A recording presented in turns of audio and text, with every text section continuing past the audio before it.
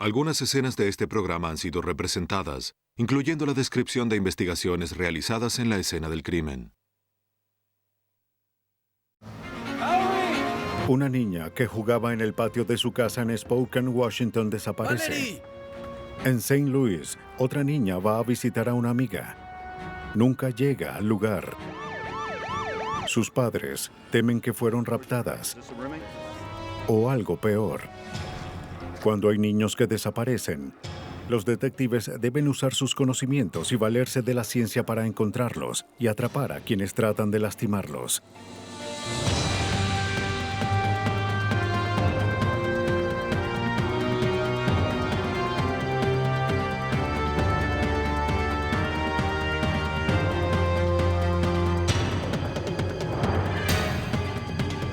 Los nuevos detectives, casos estudiados por la ciencia forense. Juventud robada. En este episodio se cambiaron algunos nombres.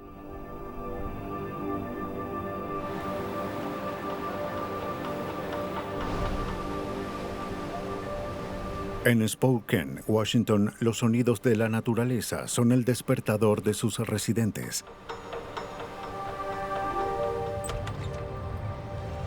Pero el 18 de octubre de 1999, un vecindario fue despertado con la voz de Brad Jackson, de 33 años. ¿Valerie?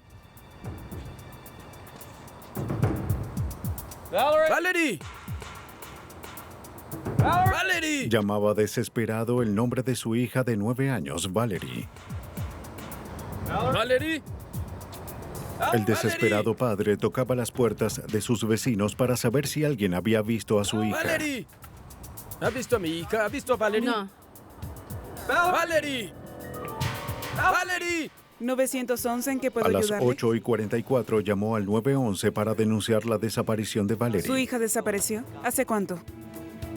Dígame su nombre, señor.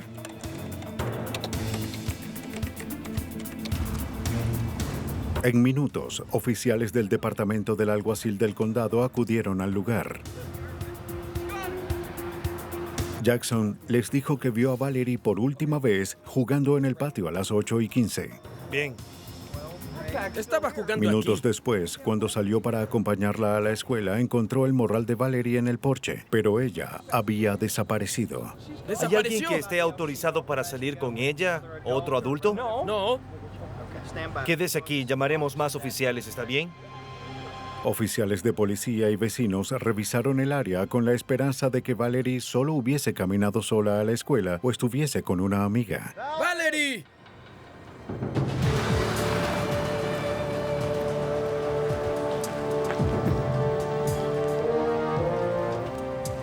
Después de descartar ambas posibilidades, la búsqueda se tornó más minuciosa. Se envió una unidad canina a la escena. Busquen todo el área.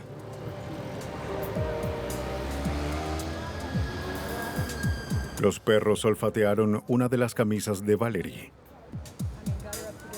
¿Cómo ocurrió todo? pero su búsqueda no dio ¿Jugaba en el resultados. patio? ¡Valerie! El detective del condado de Spokane, Dave Madsen, estaba en la escena. Cuando un niño desaparece, es importante revisar la residencia para saber si hay evidencias de un crimen en el lugar. ¿Alguien vio algo fuera de lo común esta mañana? En este caso, la residencia no pertenecía a Brad Jackson, sino a sus padres, Dick y Karen Jackson.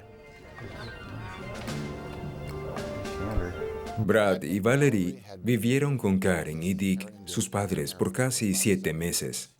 Bueno, nos mudamos aquí porque a mi novia no... Jackson, un padre soltero con la custodia completa de Valerie, explicó que él y su hija vivían en la casa de su novia. Regresaron con los padres de él, ya que su novia no se llevaba bien con Valerie. ¿Cuándo fue la última vez que la vieron? Nadie en la familia había visto a la madre de Valerie por varios años. Madsen interrogó a Jackson y a sus padres sobre la última vez que vieron a la niña. Su padre Dick dijo que la vio la noche anterior. La noche anterior se aseguró de que estuviese arropada y... Antes de ir a la cama, hablamos y nos dimos un abrazo. Y me preguntó si iba a trabajar. Yo trabajaba en Portland. Me preguntó si me iría en la mañana.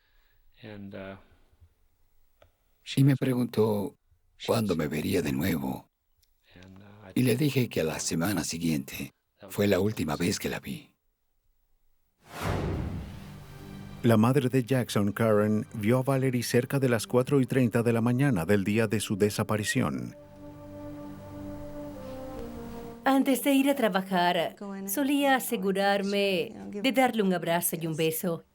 Y lo hice. Y luego me fui a trabajar. Bueno, ella no estaba... Brad Jackson declaró nuevamente que vio a Valerie jugando en el patio antes de ir a la escuela. Pero 15 minutos después ya no estaba. ¿Nos permitiría revisar el cuarto de Valerie? Claro. Los Jackson le dieron permiso a los investigadores de revisar la casa en busca de cualquier cosa que explicara lo ocurrido. Nunca se sabe lo que se encontrará. Buscas cosas en la escena fuera de lugar. Madsen revisó la cama de Valerie. Halló manchas de sangre en una almohada. Curiosamente, no había sangre en la funda. ¿Por qué hay sangre en esta almohada? Ella sufre de... Jackson dijo que su hija tuvo una hemorragia nasal la noche anterior. Valerie tenía hemorragias nasales y cuando le sucedía llamaba a su papá y le pedía que la ayudara a limpiarse. Siempre le sucede. Jackson explicó que Valerie se enfadó al ver sangre en sus sábanas, Las lavé. así que las lavó y reemplazó antes de su desaparición. Madsen buscó otras pruebas de una hemorragia nasal como pañuelos ensangrentados, pero no halló nada. Pidió a los técnicos que guardaran las almohadas y las mantas para examinarlas.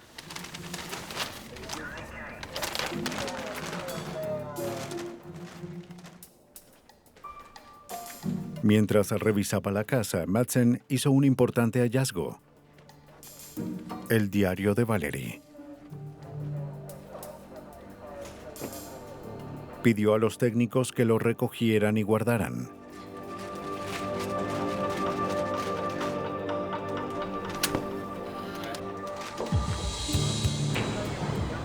Afuera, la policía siguió tocando puertas y preguntando a los vecinos si sabían algo de la desaparición de Valerie.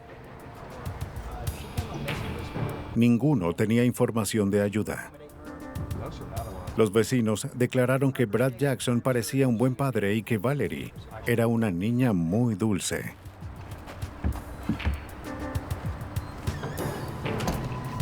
Queremos hacerle unas preguntas. Madsen tenía 3 posibles teorías sobre lo ocurrido a Valerie. La primera es que fue raptada por alguien desconocido. La segunda era que su madre o alguien que la conocía se la había llevado. Y la tercera era que un familiar había causado su desaparición y eso solo incluía a Brad. Para probar sus sospechas, Madsen centró su atención en los objetos encontrados en la casa. Halló algunos detalles alarmantes en el diario de Valerie. Estaba enfadada con su padre porque 2 semanas antes él la había avergonzado en una fiesta de cumpleaños. Y también había escrito que él no respetaba su privacidad cuando estaba en su cuarto y que entraba sin avisar. Menos de una semana antes de su desaparición, Valerie escribió sobre su padre: "No quiere dejarme en paz en mi habitación". No fue nada concreto, pero despertó sospechas. Madsen mandó a remolcar la camioneta de Jackson hasta el departamento del alguacil. Fue examinada por el especialista forense Craig Kopak. Tomaré una muestra. Tomamos un enfoque metódico a fin de no pasar por alto ninguna evidencia. En este caso, buscamos barro, cabellos, fibras o fluidos corporales. Primero, Kopak analizó el exterior del vehículo. Descubrió varios puntos extraños en el guardafangos del lado frontal del pasajero. Tomó muestras del residuo y las mandó a analizar.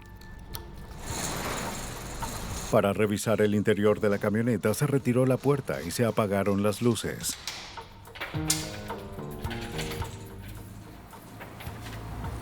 Usamos una luz forense o una fuente de luz alterna para observar el vehículo. Elementos como fluidos corporales y cabellos y fibras brillaban y así podríamos guardarlos.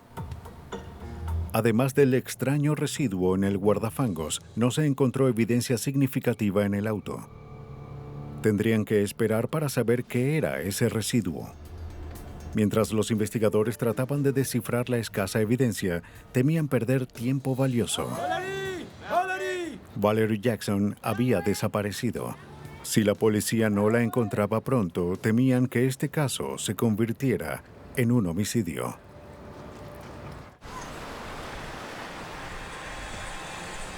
En Spokane, Washington, Valerie Jackson, de 9 años, llevaba una semana desaparecida. La policía tenía poca evidencia. Pero sospechaban que el padre de la niña, Brad Jackson, ocultaba algo. Madsen le preguntó si tomaría una prueba de polígrafo. Me gustaría hacerle unas preguntas. Jackson accedió. La prueba fue realizada por Larry Miller. ¿Usted causó la desaparición de su hija el 18 de octubre? No.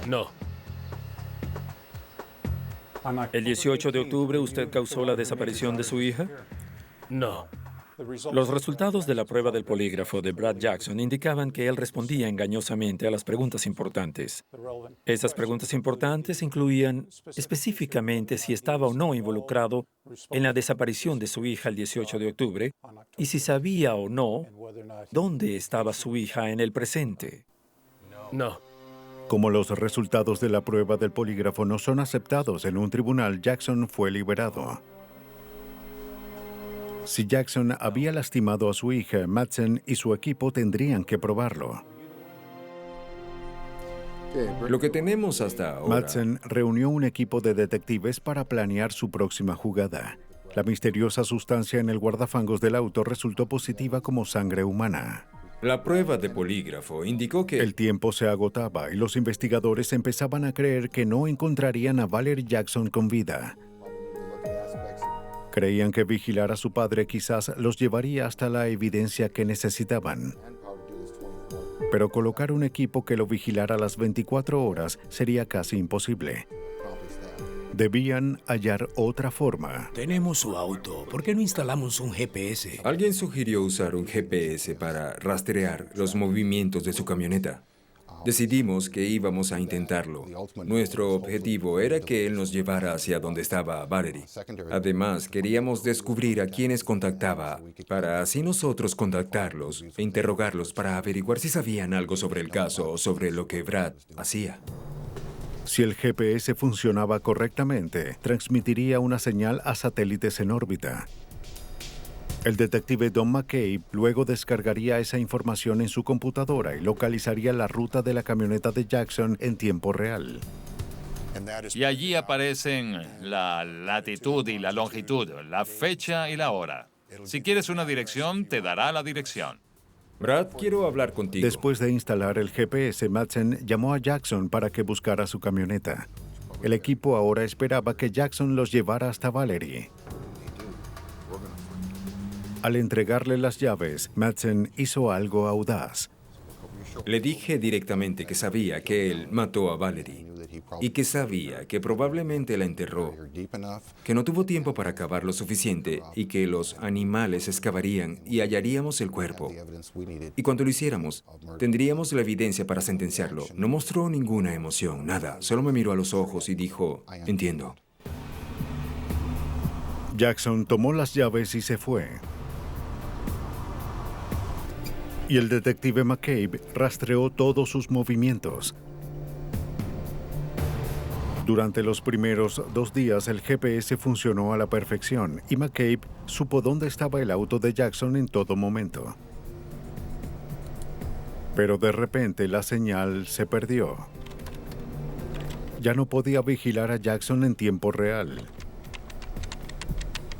McCabe tendría que esperar semanas para saber si el GPS aún guardaba los datos. Don McCabe en Spokane. Tengo un problema. No funciona el rastreador.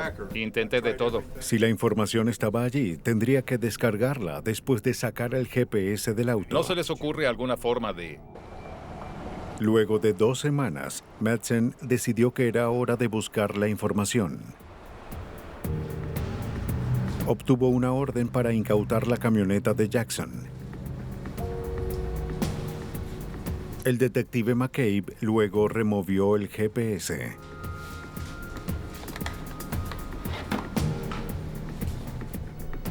Con Madsen a su lado, procedió a descargar los datos. Para su alivio, no pasó mucho tiempo para que las rutas exactas del auto aparecieran en un monitor de computadora. Había un par de lugares que nos hicieron pensar, es un lugar extraño para que él esté. Y uno de ellos era Vicary Road. Primero, cruzó hacia allá y se estacionó. Sí. Vicary Road se encuentra en un área remota a 32 kilómetros en las afueras de Spokane. Estuvo allí el 10 de noviembre por casi 15 minutos. No llegó a los 15 minutos. Luego fue directamente de allí al área de Springdale, donde estuvo otros 30 minutos antes de regresar a Spokane. Bien, no fue este el lugar que me mostraste. Springdale también era un lugar remoto y boscoso. Solía ser un área de explotación forestal. Madsen creía que el comentario que hizo a Jackson había funcionado. Quizás Jackson había enterrado el cuerpo de su hija en Vicary Road después de matarla. Y para evitar que el cuerpo fuese encontrado, lo habría exhumado y enterrado de nuevo en Springdale. Todo lo demás está en el pueblo. Madsen reunió un equipo de investigadores y se dirigió a Vicary Road. Con una unidad de GPS portátil, Madsen encontró el lugar exacto donde Jackson estacionó su camioneta. Este es el punto en el GPS donde el auto se detiene. Creo que es nuestro mejor sitio. Luego mandó a su equipo a revisar el área en busca de tierra removida, huellas, ropa o cualquier cosa fuera de lo ordinario. También buscaremos. El equipo incluía a un perro policía y a su entrenador. Por suerte encontraremos algo. Si ven alguna cosa, griten e iremos para allá. En solo minutos, el perro olfateó algo cerca de una parte del suelo que fue removida. Una posible tumba. Detective, descubrió algo por aquí, lo está olfateando. Bien, saquémoslo de ahí. Kevin. Madsen llamó a Kevin Jenkins, científico forense. Jenkins observó la huella de una bota. Fue evidente cuando llegamos allí, debíamos asegurarnos de no alterar nada. Cuando estuvimos listos para analizarla, usamos lo que llamamos piedra dental. Es un yeso que mezclamos con agua en la escena y que colocamos en el lugar. Jenkins hizo un molde de la huella. Sabiendo que quizás se compararía positivamente con las botas de Jackson.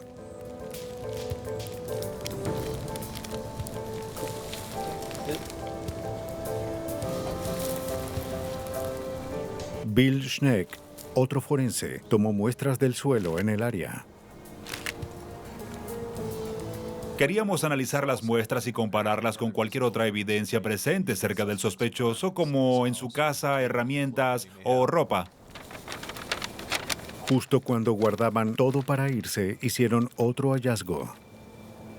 Uno de los investigadores halló 2 bolsas plásticas atadas con cinta de embalar. Las bolsas parecían estar manchadas de sangre y había cabello en la cinta. Era cabello rojo. El mismo color que el de Valerie Jackson. Pero no encontraron un cuerpo. Creímos que Valerie había sido enterrada allí y que recientemente fue sacada del lugar. Madsen y su equipo se trasladaron al segundo sitio donde Jackson estuvo días antes en Springdale. Allí esperaban encontrar la evidencia que tanto buscaban. Si no, temían que el sospechoso se saldría con la suya. En Spokane, Washington, Valerie Jackson, de 9 años, había desaparecido un mes atrás. Brad Jackson, su padre, era el sospechoso principal.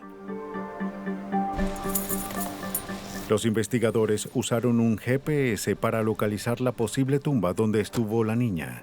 Era una gran área forestal abandonada. Creo que estas son las coordenadas. Todo el caso de Dave Madsen dependía de si Valerie fue enterrada en estos bosques. Creímos que si Brad estaba involucrado, la única explicación era que ella estaba muerta. Primero mandó al equipo a buscar evidencia en el camino. Casi de inmediato encontraron huellas de neumáticos que entraban en el bosque. Kevin. Los forenses Kevin Jenkins y Bill Schneck hicieron moldes de las huellas. Luego las compararían con las huellas de los neumáticos en el auto de Jackson. Después el equipo se dividió y atravesó el bosque en busca de cualquier señal que los llevara hasta Valerie. De repente, un perro policía olfateó algo y llevó a su entrenador hasta el origen.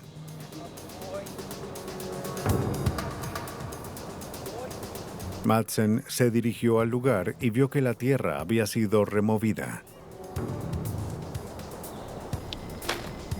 El equipo forense procedió a excavar el sitio con mucho cuidado. Poco después, encontraron lo que buscaban. Oye, Dave, ven aquí un momento, creo que hallé algo. Había tejido humano y una tela rosa como la del suéter que Valerie Creo llevaba. que hay algo aquí. Luego de unos minutos, sacaron el cuerpo de una niña. La víctima fue identificada después como Valerie Jackson. Parece que es ella. Cuando hallamos a Valerie, hubo mucho silencio cuando finalmente hallamos su tumba.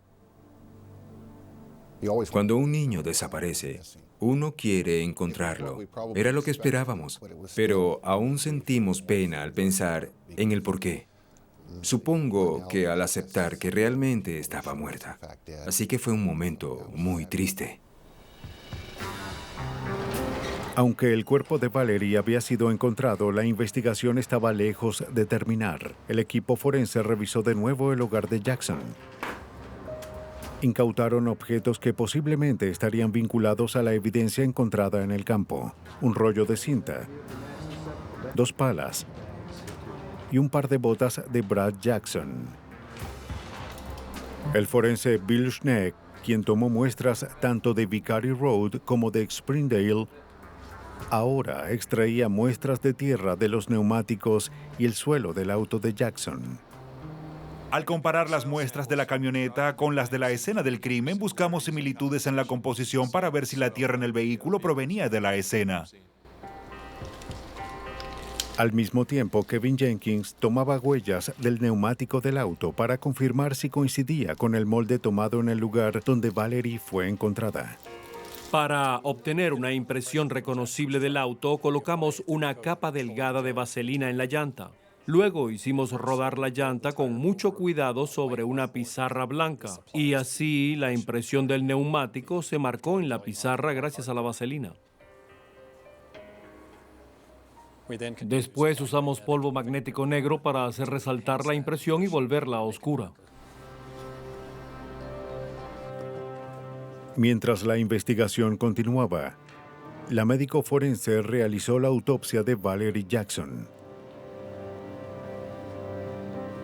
El informe indicó que la causa de la muerte fue asfixia. De vuelta en el laboratorio, Kevin Jenkins comparaba las huellas del neumático de la camioneta con el molde que tomó en la escena. Al final, lo que queríamos encontrar es lo que llamamos características accidentales. Son hendiduras o cortes, detalles que no son de fábrica y que existen en muchos neumáticos, algo único en esa llanta. Y si hallamos eso, entonces podremos decir que ese neumático hizo la impresión y no otro. Jenkins declaró que la coincidencia era exacta. Comparar la huella del neumático del auto de Jackson con la impresión encontrada en la tumba fue muy importante, ya que nos ayudó a determinar que Brad Jackson o su auto estuvieron en ese lugar. Los investigadores ubicaron la camioneta de Jackson en la escena. Ahora debían ubicarlo a él allí. Los forenses proceden a comparar casi 2 docenas de muestras del suelo de ambas tumbas con las muestras tomadas de las botas, palas y el auto de Jackson. Bill Schneck realizó la prueba. El análisis del suelo fue significativo ya que vinculó a Jackson con la tumba donde Valerie fue encontrada. Había tierra en las botas y en las palas que era similar a la tierra de las tumbas, así que logramos vincularlo con la tumba.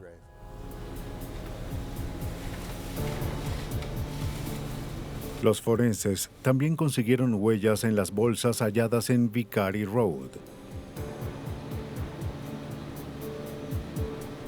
Los resultados mostraron que las huellas eran de Brad Jackson.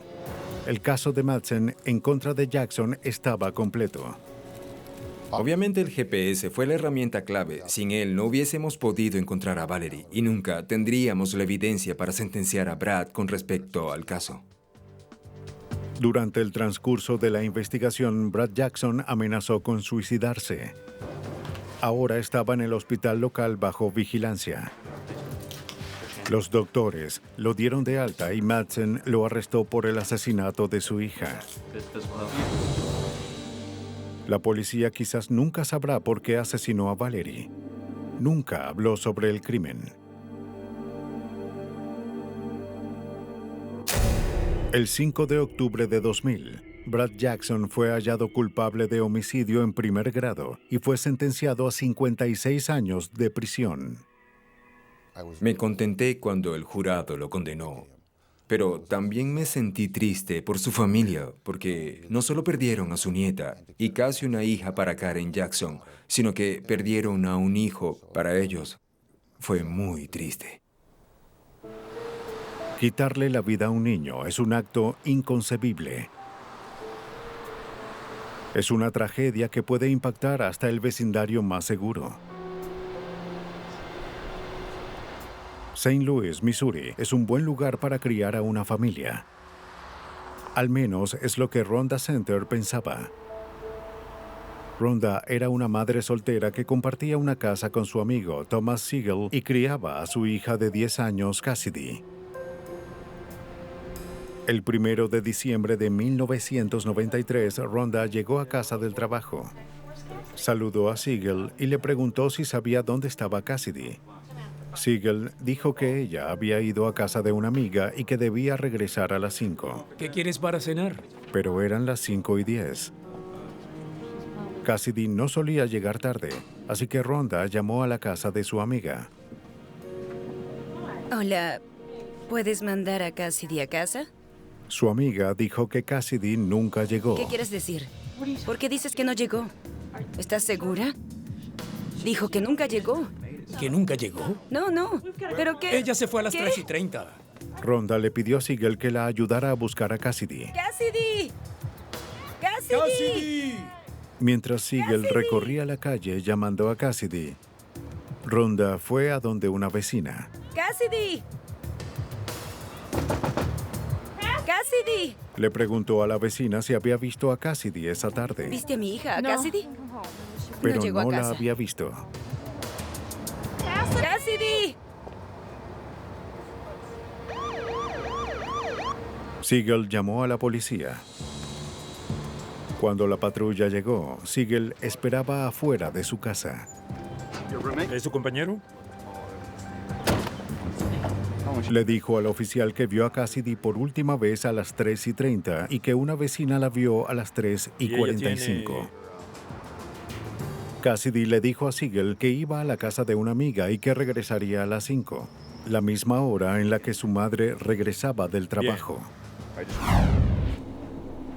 Me voy. Espera.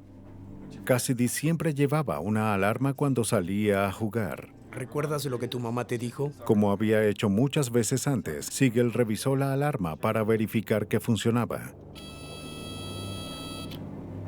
Después de hacerlo, le dijo a Cassidy que la vería a las 5. Ella se fue y nunca regresó. ¿Entendido? ¿Lo entendiste? Entiendo. Bien. Bien. Diviértete, ¿sí? Siegel describió lo que ella llevaba. Una chaqueta de jean azul, un suéter rosa, jeans y tenis blancos. Atención a todas las unidades. Los oficiales empezaron a inspeccionar el vecindario preguntando si alguien había visto a Cassidy o algo sospechoso. También llegó una unidad canina para olfatear el rastro de Cassidy. Poco después, la detective Laura Nearing de la policía de St. Louis llegó a investigar. Lo que hizo este caso particularmente interesante fue que 2 meses antes de este caso hubo otras 2 chicas que desaparecieron y fueron halladas asesinadas. Desde el principio consideramos la posibilidad de un asesinato en serie. Casi a cuadra y media de distancia, un hombre encontró una alarma fuera de su casa. Encontrar la alarma fue otra indicación de que posiblemente fue raptada y descartó que estuviese afuera con amigos. Así que nos centramos de inmediato en tratar este caso como un rapto y no como el caso de una joven que estuviera realmente desaparecida. El hombre que halló la alarma no observó nada inusual. Los investigadores decidieron interrogar a los vecinos para ver si podían saber algo.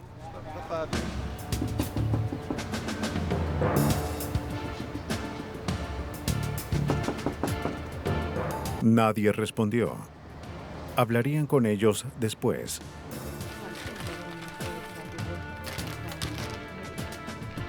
Rhonda reconoció la alarma como la de Cassidy. Nearing le pidió una foto reciente de su hija.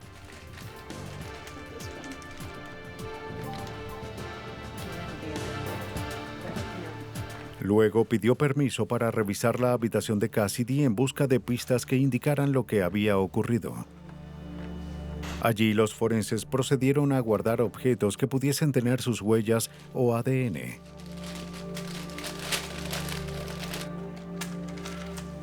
Guardaron un cepillo, una videocinta y un vaso que estaba en la mesa de noche. Bien, muchachos. Si había ocurrido lo peor, las huellas y el ADN identificarían a Cassidy. Nearing también revisó el morral de Cassidy en busca de cuadernos y notas que Cassidy y sus amigas se escribieran. Sabíamos que había llegado de la escuela. Queríamos encontrar algo que nos indicara con quién hablaba y a dónde planeaba ir. Muchos niños suelen escribirse notas o a veces escriben lo que piensan en libros o cosas así. La detective Nearing se reunió con un equipo de detectives conocidos como el Escuadrón de Casos Importantes de St. Louis. Nuestro objetivo es investigar el caso de... Ya el equipo investigaba las muertes de las otras 2 niñas que desaparecieron antes de Cassidy. Queremos saber si existen similitudes. Una de ellas tenía casi la edad de Cassidy. La otra tenía 22 años. Los detectives sospechaban que los 3 casos estaban relacionados. Todo sobre este caso y así, comparar los casos era muy importante, ya que si llegaban indicios de que no estuvieran relacionados con Cassidy Center, podrían estarlo con los otros 2, y esos investigadores también necesitaban información. Si los casos estaban conectados, entonces un asesino en serie acechaba a jóvenes y niñas en las calles de St. Louis. Y ninguna estaría a salvo hasta que fuese atrapado. En 1993, la policía de St. Louis creyó que podía haber un asesino suelto cuando Cassidy Sender, de 10 años, fue a visitar a una amiga y nunca regresó. Era la tercera joven que desaparecía. Cuando las noticias llegaron a los diarios, los investigadores difundieron panfletos con una foto reciente de Cassidy y pidieron a los detectives que revisaran nuevamente el vecindario para obtener información. Hola, chicos. Hay unos pósters que queremos colocar. La detective Nearing estaba particularmente interesada en la casa adyacente a donde fue hallada la alarma. Los detectives iban allí todos los días desde la desaparición de Cassidy, pero nunca hallaron a nadie en casa. Perfecto, gracias.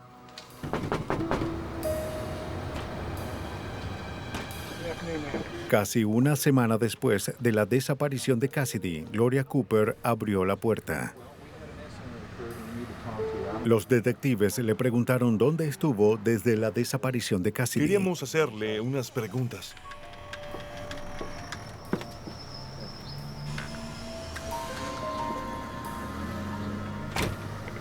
Queríamos saber dónde estuvo el día. Cooper explicó que tuvo que quedarse con unos amigos ya que la compañía eléctrica había cortado la electricidad.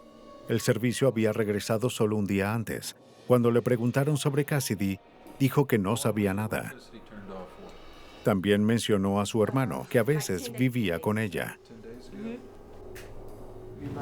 Los detectives fueron a hablar con el hermano de Cooper. Usted estuvo en su casa Él les dijo que como no había electricidad, no estuvo en casa el día de la desaparición. Debía estar en el trabajo a las 4 de la tarde. ¿Tiene algo que demuestre que estuvo allí? Claro que sí, tengo mi registro. Brooks mostró su registro del 1 de diciembre. Entró a las 4:07 y salió a las 11:30 de la noche, lo que potencialmente lo descartaba como sospechoso. Como sabíamos que una vecina la vio a las 3:45 de la tarde y que entró a las 4:07, no hubiese tenido mucho tiempo para raptar a alguien y asesinarlo en este corto tiempo. La policía llegó a otro callejón sin salida, pero el 9 de diciembre, 8 días después de la desaparición de Cassidy, obtuvieron una pista. Dos jóvenes iban por un callejón cuando observaron un bulto de mantas en una pared. ¿Qué es eso? Cuando se acercaron, se sorprendieron al ver una pierna que sobresalía de las mantas. Cuando la policía llegó, de inmediato sospecharon que era Cassidy y sabían lo que ocurría, así que nos llamaron, lo que fue de gran ayuda. Pudimos llegar allí y participar en la inspección de la escena y asegurarnos de que guardaran toda la evidencia que necesitábamos para identificar a un sospechoso.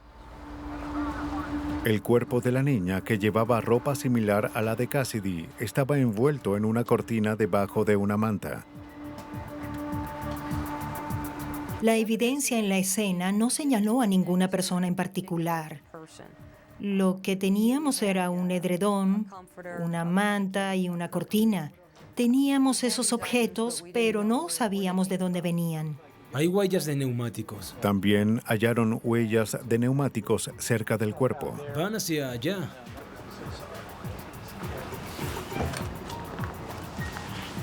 Los técnicos hicieron un molde de yeso de la huella para usarlo como evidencia.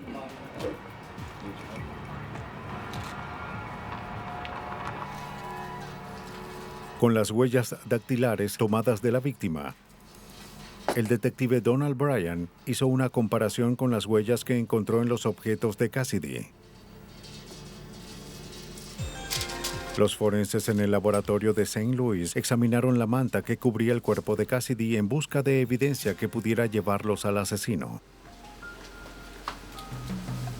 Encontraron varios cabellos que luego identificaron como provenientes de un afroamericano. También recogieron fibras beige y fragmentos de aluminio. Pudimos obtener las mantas y las cortinas con las que estaba envuelta. Tomamos fotografías de esos objetos y los mostramos en las noticias para que alguien nos informara si los reconocía. Los investigadores aún esperaban hallar una pista que apuntara al asesino, pero temían que el tiempo se les agotara. Estaban resueltos a encontrar al asesino de Cassidy antes de que atacara nuevamente. Los detectives de St. Louis, Missouri, encontraron el cuerpo de Cassidy Center, de 10 años. Estuvo desaparecida por 8 días. Temían que fuese la víctima más reciente de un asesino en serie. Cassidy fue la tercera joven asesinada en los últimos meses, pero la teoría de que su muerte estuviese relacionada con las otras parecía cada vez menos probable. El área de la ciudad donde fue encontrada la víctima era incongruente con lo que ocurrió en los otros casos. Como creímos que se trataba de asesinos diferentes, nos centramos más en este caso en particular y no en la evidencia en general de los 3 casos. Los investigadores pasaron a la evidencia más sólida que tenían, el cabello encontrado en el cuerpo. Los detectives volvieron a hablar con la vecina de Cassidy, Gloria Cooper. Bueno, Cooper afirmó que no estuvo en casa en el momento de la desaparición, ya que la compañía eléctrica le había quitado el servicio. La detective Laura Nearing, quien dirigía la investigación, decidió confirmar la historia de Cooper al llamar a la compañía eléctrica. Así que ellos tuvieron electricidad todo ese tiempo. Nos informaron que su historia era incorrecta y que el servicio eléctrico nunca fue cortado en esa casa. Así que de inmediato pensamos que nos estaban mintiendo, pero ¿por qué nos dirían que no estaban allí y por qué inventaron excusas? Será mejor que nos digan la verdad. Este hallazgo hizo que los detectives fuesen otra vez a la casa de Gloria Cooper. ¿Dónde estuvieron el 1 de diciembre? Esta vez su novio, Adam Jenkins, estaba con ella. Los detectives le preguntaron a Jenkins dónde estuvo el día de la desaparición de Cassidy. Dijo que no estaba en la ciudad. Cooper luego les dio permiso de que revisaran la casa.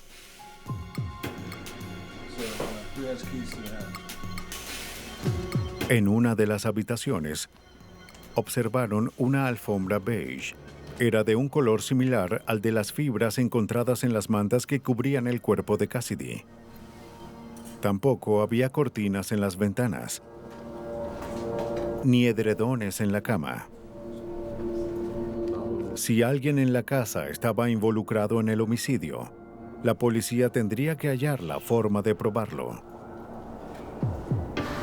En el laboratorio de St. Louis, el detective Daniel Jackson examinaba las impresiones de neumáticos tomadas cerca de donde Cassidy fue hallada.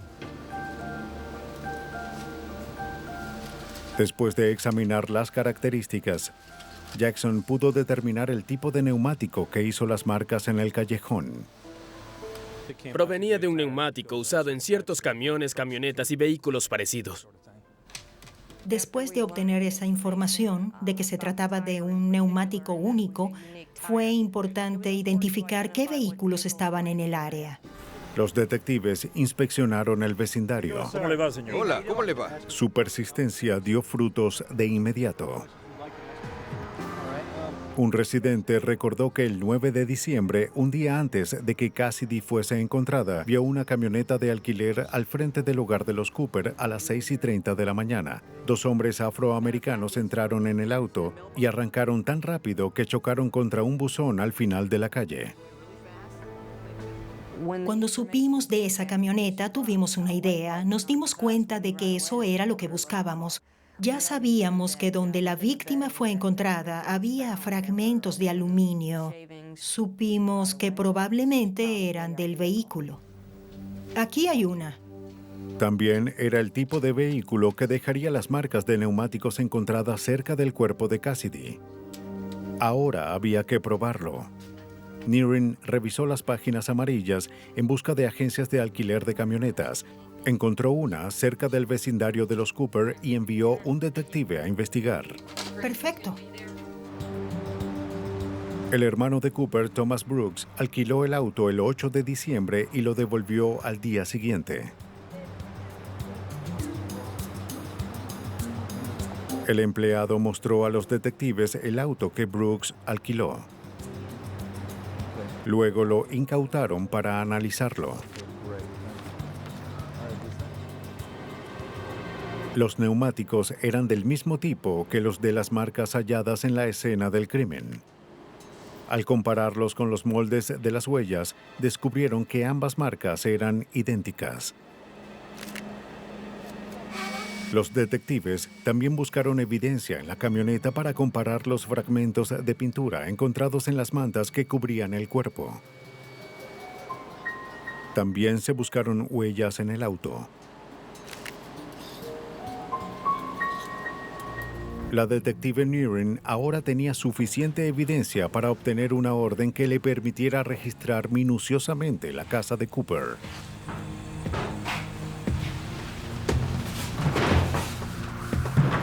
Mientras revisaba el sótano, una de las detectives encontró un cordón.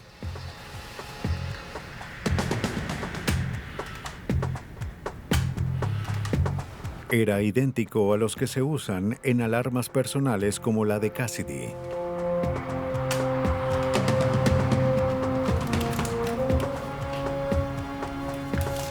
Los técnicos también identificaron y tomaron muestras de varias manchas de sangre en el suelo.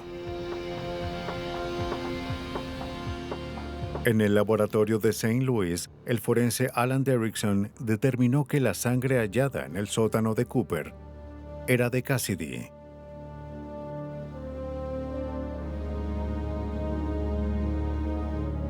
Los investigadores ahora procedieron a buscar a las personas que podían entrar al hogar de Cooper. Interrogaron a Adam Jenkins, el novio de Gloria Cooper. Usted sabe por qué queremos hablarle sobre la niña que fue asesinada. El detective le informó que tenían evidencia sólida de que alguien había asesinado a Cassidy en el hogar de Cooper. Jenkins declaró que Gloria Cooper no mató a Cassidy. Fue asesinada. Pero descubrió su cuerpo en el sótano. Lo que dijo fue que había... Jenkins dijo que Cooper le pidió a su hermano que se deshiciera del cuerpo. Así que Thomas Brooks alquiló una camioneta y él lo ayudó a deshacerse del cuerpo de Cassidy en la calle donde fue encontrado. ¿Regresó a la casa donde vive su novia? Luego la detective Nearing interrogó a Gloria Cooper. Nearing le dijo que su novio había confesado y que sabían de la camioneta alquilada.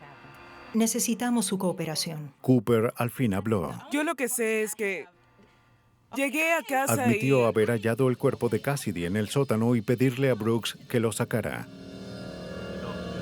Dijo que mintió a los detectives ya que su hermano había amenazado con lastimar a sus hijos si decía algo. Él no sabía qué hacer, así que le dije que... Cooper también confirmó que la manta y la cortina en las fotos eran de la casa. Luego fue arrestada por obstrucción a la justicia. La policía encontró a Thomas Brooks en casa de su padre y lo llevaron a la estación. Escucha, ya sabemos todo. Brooks siguió negando saber del crimen. Debe decirme la verdad. Pero accedió a dar una muestra de cabello. Cuando los detectives le dijeron que Adam Jenkins lo había delatado, su historia cambió. Brooks admitió la verdad. Tenía esa alarma. Trató de atacar a Cassidy. Ella luchó contra él y él la golpeó con una tabla y la mató. Cubrió su cuerpo con una manta y la escondió en el sótano. Luego Brooks corrió hasta su trabajo y llegó 7 minutos tarde. Después de confesar, Brooks fue arrestado.